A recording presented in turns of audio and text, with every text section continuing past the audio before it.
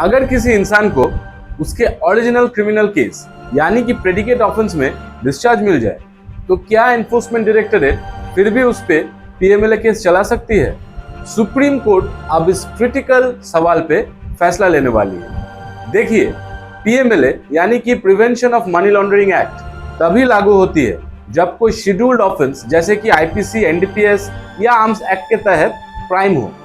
ये original case को हम कहते हैं प्रेडिकेट ऑफेंस। अब सवाल है, अगर वो बेस केस ही खत्म हो गया, कोर्ट ने डिस्चार्ज या एक्विटल दे दिया, तो क्या ईडी फिर भी कह सकती है कि मनी लॉन्ड्रिंग हुई थी? ईडी का कहना है मनी लॉन्ड्रिंग एक अलग ऑफेंस है और प्रोसीडिंग्स चलती रहेंगी। लेकिन अक्यूज का आर्गुमेंट है जब क्राइम ही नहीं हुआ तो प्रोसीड्स ऑफ क्राइम कहां से आए?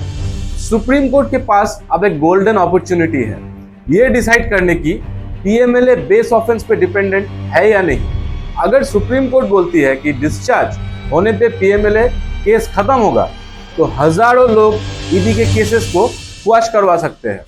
रूल ऑफ लॉ और लिबर्टी स्ट्रांग होगी। और अगर सुप्रीम कोर्ट बोलती है कि पीएमएलए कंटिन्यू करेगा तो ईडी की पावर्स और बढ़ जाएंगी, लेकिन मिसयूज का रिस्क भी ज्यादा हो जाएगा। ये सिर्फ एक टेक्निकल लीगल पॉइंट नहीं, ये सवाल है लिबर्टी वर्सेस अनचेक्ड पावर का, और इसका असर होगा हर बिजनेसमैन, पॉलिटिशियन और कॉमन सिटीजन पे। सुप्रीम कोर्ट का ये जजमेंट ईडी का फ्यूचर को डिफाइन करेगा।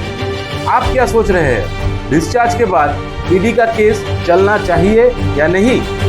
कमेंट करके अपना ओपिनियन जरूर शेयर करिए। मैं हूं डॉक्टर अर्जुन चौधरी, एडवोकेट, और मिलते हैं अगले लीगल शॉट्स में। जय हिंद।